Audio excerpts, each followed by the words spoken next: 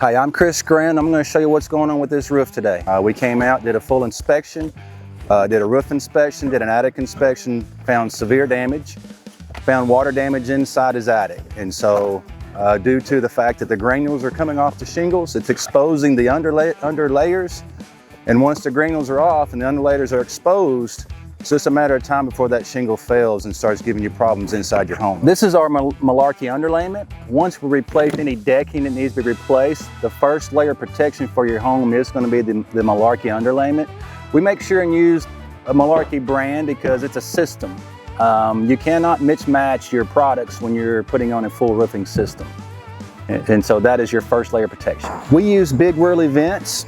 We did a tour of Lamanco vent systems out of Jacksonville, Arkansas, and they gave us a vent calculator because a lot of times the #1 failure of your shingle is due to lack of ventilation in your home, proper ventilation. So once we come and assess your home, we also determine does it have the proper ventilation before we just throw shingles on it and you have the exact same problem you had this time. The shingle only lasted 15 years due to lack of ventilation. So this is the go-to.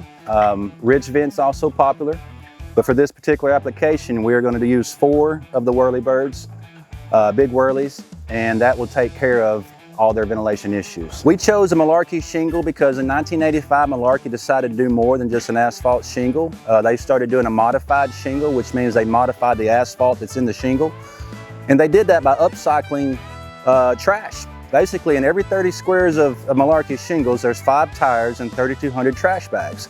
And so by rubberizing the shingle, the impact rating went through the roof.